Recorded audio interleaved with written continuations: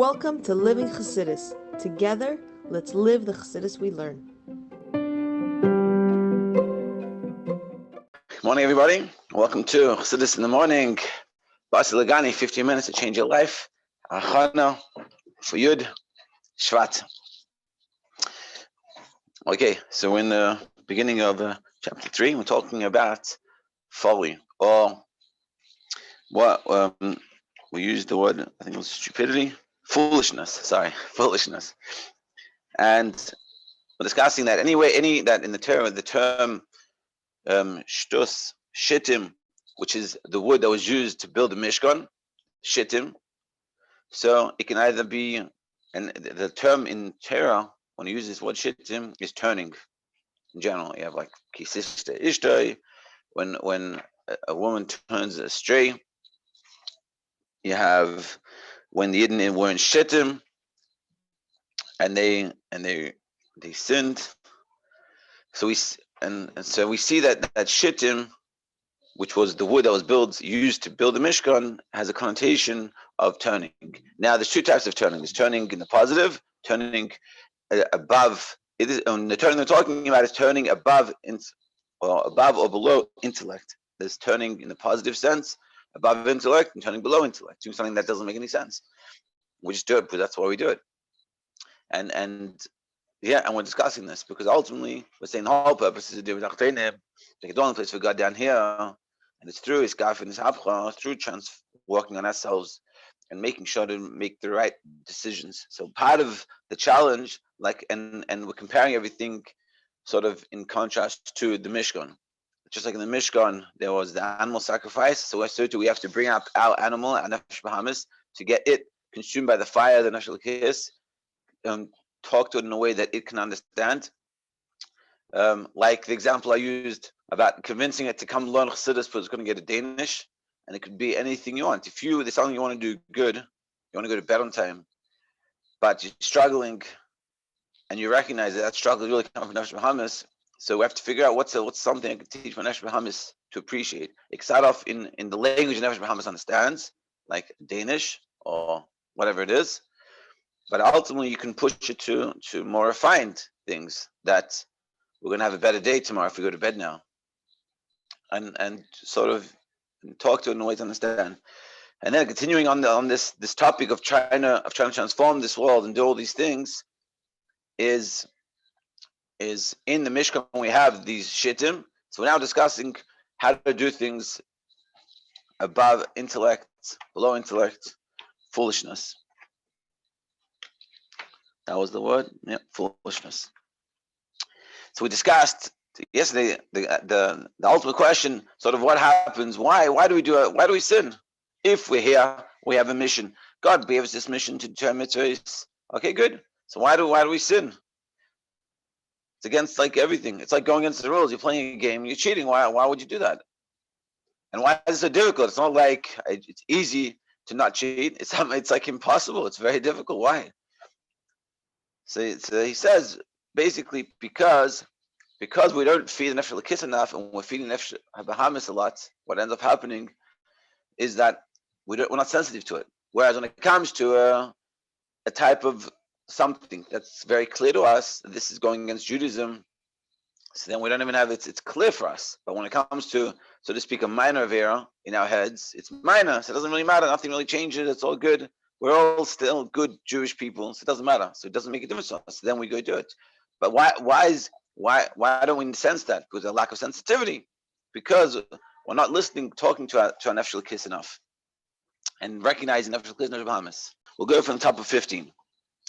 This spirit of folly deadens one's sensitivity. The power of one's physical drives and the burning urgency of the animal soul's desire cools one's adar and numbs one's sensitivity for spiritual things. A person can become so bound up and excited by his passions and material desires that his awareness of spiritual feelings becomes utterly hidden to the point of total insensitivity. He no longer feels the pleasant sweetness, the goodly value of fulfilling the mitzvos. Likewise, he no longer senses the lowliness of his distance from God, which has been brought on by his misdeeds. And the underlying cause of this entire process is the animal soul, which covers up and obscures the light of the godly soul. So the problem is that you've been feeding an animal so much, so then you lose its total sensitivity. I want to have a friend. I said this maybe in a different share. That one, like he left Crown Heights, and he called me up and he said, "Did you take Kislev tonight?" And I'm tired. I'm tired. I don't care. I don't want to go anywhere. Like there's a rain going on. I don't really care for it. I want to go home, have a steak and a beer, and watch a TV show or something. He said something like that. But it was bothering him. So that's already a good step. It's bothering him. Then we talked a little bit, and then it came Gimel Talmud's time, and he called me and he said, "I don't feel anything." And I'm like, you could tell, like he's like, "I don't want to feel anything, but it's bothering me that I don't feel anything."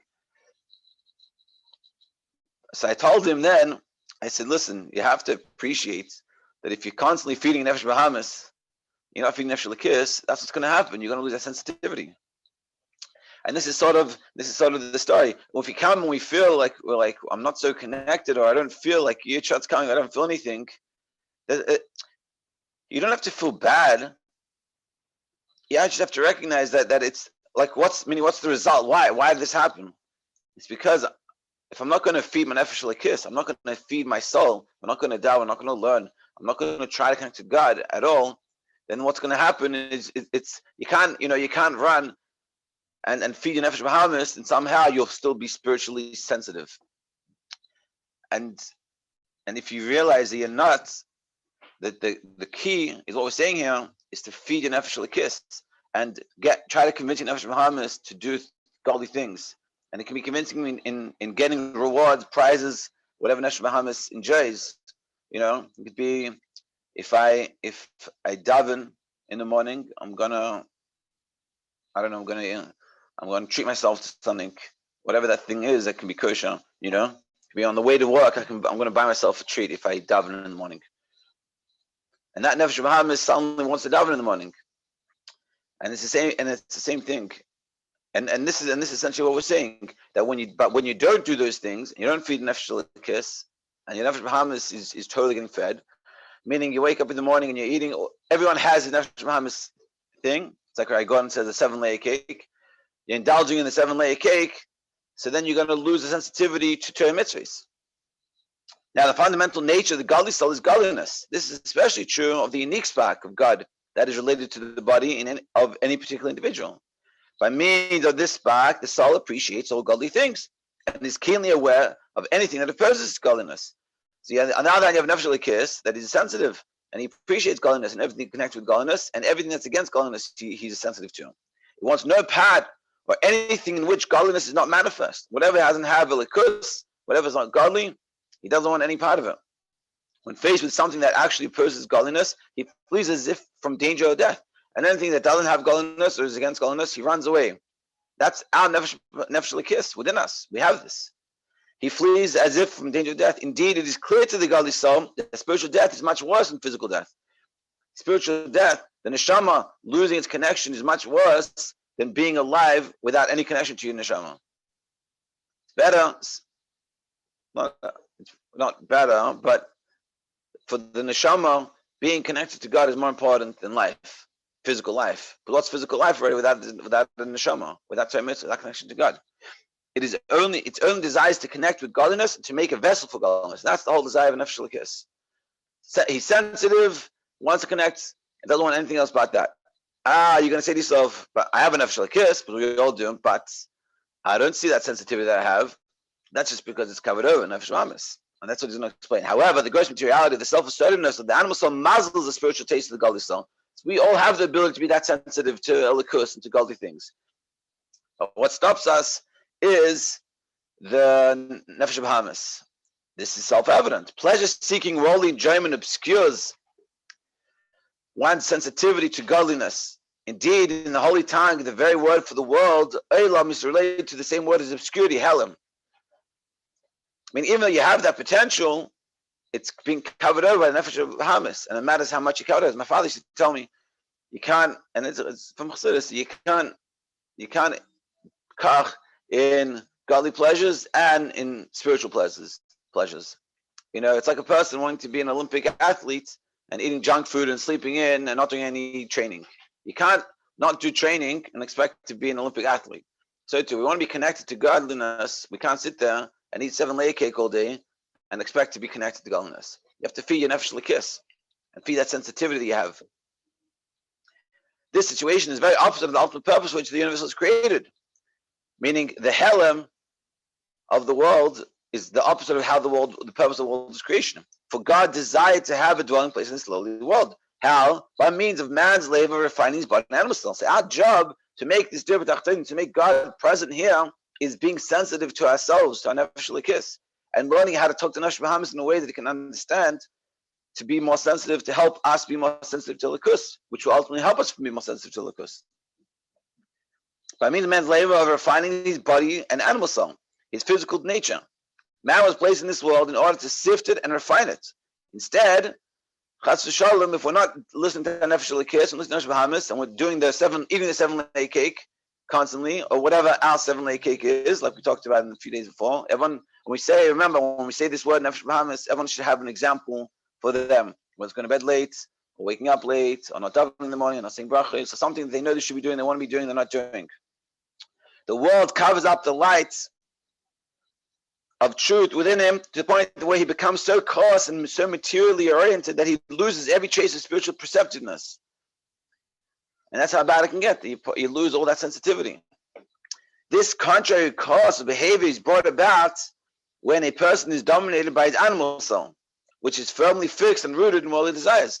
So how does it happen? The whole purpose that nefesh l'kis will come down into this physical world and work in nefesh b'hamis and get it along and teach it how to have enjoyment of l'kus and make it dir b'tachtonim, make God's presence felt here.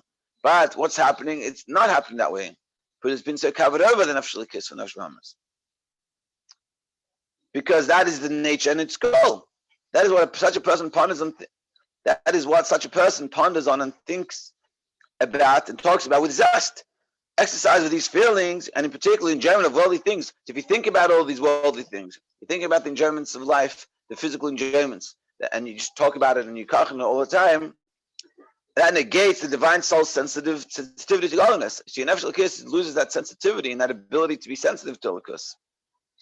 This happens mainly because the animal soul is intrinsically frigid with respect to spiritual matters. By nature, the animal soul has no connection to l'kus. It's non-tangible for it. But you can teach it. It's difficult a little bit. It's not used to it. It's easy. It understands food and pleasure, physical pleasure. Spiritual pleasure doesn't understand. Like I told you the story when I started learning. That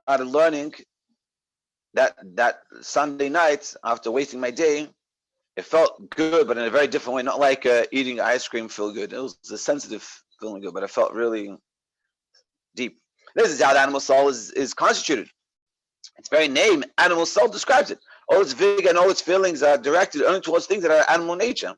Animal soul wants animalistic things. This is what we in fact observe in people who are dominated by the animal's nature. Not only are they devoid of the Torah's wisdom and upright character, but they moreover act like animals, trampling and scorning spiritual matters of which they have no conception, like an animal that lacks the sensitivity or the discernment to know whether he's trampling on the ground, on a plant, or on men. Just like an animal that's like very rough, just steps, doesn't even pay attention when it's stepping. Could be stepping on a person, could be stepping on plants, rocks, doesn't matter. It doesn't even think. So too there are people. These people scoff at Torah and mitzvahs. Some of these people choose their own path. One mitzvah they do decide to observe, and other mitzvah they run, and so on. I can see, so to speak, I think about this within ourselves. They're like, some mitzvahs like not so important for us. I'm like, oh, whatever. But that means our animal soul is taking charge. But if it didn't, if our nefesh l'kis was in charge, every mitzvah would be important, and would feel that same feeling like we talk about when it came up to giving our lives, would give up no questions asked. That would be with every mitzvah. It's like I was reading a story to Leivik before into bed about Rabbi Leivik, the Rebbe's father, that when communism took over, basically they had a lot of wheat fields. That's how, and he had mashgichim for Pesach to check the flour, make sure that to make the matzah for Pesach, and he made sure that it was matzah shmur, there was no water. And so basically they took over the communists, and they said they needed hashgacha. They said to him, "You need to give the hashgacha." So he said, "Yep, totally fine. I just need to make sure my mashgachim are there to check it." And they said, "What do you mean you need to check it?" So he said, you have to make sure there's no water, anything, or chametz, anything, it gets mixed in. And so what happens if it gets mixed in? And he said, then I'm not giving my hashgacha. He said, no, you're giving hashgacha. And he said, listen, God's in charge. I listen to God. That's my king. That's my boss. You're not my boss. I'm not going to do anything you tell me to do if it's against Torah and mitzvahs. What happens? Because he's so in tune with Nefesh Elikis, he can't do anything else. And that's what we're trying to achieve. And it's a process. It doesn't start all or nothing. It's more sensitive and more sensitive and more sensitive, slowly. This behavior results from the brazenness and cold and sensitivity of the animal soul and the spirit of folly that it induces. And this is all coming from the Nefesh Bahamis, the animal soul, and also the folly, the foolishness that we do things that doesn't make any sense. Because now that we've explained all this, it all makes sense. Do Torah mitzvahs and connect to the godly soul. You don't become insensitive, become sensitive. They can cover the light of truth to the degree where a person will sin, thus achieving the very opposite of the divine plan of creation. And so then what happens? So it causes us that we're able to sin. Like we went back in the beginning of the question, beginning of Gimel, how is it possible a person can sin? So we said this. It's because we lose sensitivity to our Nefesh Elikis. The Nefesh Elikis doesn't have the ability to speak and to give his opinion anymore. The animal soul is take full charge, and he wants pleasure. He doesn't think about sins or mitzvahs. He thinks about pleasure. Talk to me about pleasure. And he's always looking at pleasure. And so therefore you lose a sensitivity. So when it comes to an Avera, you're not thinking about whether it's an Avera. You're not thinking about how does it feel for me? Is it good? Do I enjoy this? Which is against the whole divine plan for creation. For God desired that the world be created in order that it be refined. And our job is to be in this world, and now that we're in this situation, try to work on it and try to be more sensitive to ourselves and more sensitive to our Nefesh Elikis and recognize, what am I doing? Am I doing this from pleasure-seeking purposes or for the benefit of my soul, for the benefit of my connection with God, and for the purpose of why I was created? Instead, the animal soul affects the exact opposite. The world is not only left unrefined and unpurified, but it serves moreover to cover the light of truth. That's the spirit of folly of the animal soul causes the truth to be hidden. Yeah. So it covers over, and then the truth becomes hidden. And like we explained in Tanya these last few days, and connect with this, but when it comes to something clear that we feel, that we recognize that we're going to lose our connection to God, we have no questions about it, and we totally give ourselves up. But here we just cover it over, so we don't feel that loss of connection, because we don't have that sensitivity of the connection. Summary. The chapter explains how the spirit of folly and one's powerful desires and the animal soul in its entirety obscure the truth, thus dulling one's sensitivity to godliness, one's appreciation of the value of mitzvahs, one's awareness of the lowliness of being separated from God. You see, the Nefesh Bahamis takes over. Really, it's coming from the spirit of folly, and one's powerful desires obscures the truth, dulls your sensitivity to godliness, you lose appreciation for mitzvahs, and you don't appreciate the lowliness of being separated from God. Tomorrow we'll start chapter 4. 2 more chapters to go. Chapter 4 is short, so Mr. Hashem will finish it tomorrow. Everyone, thank you for joining and have a great day.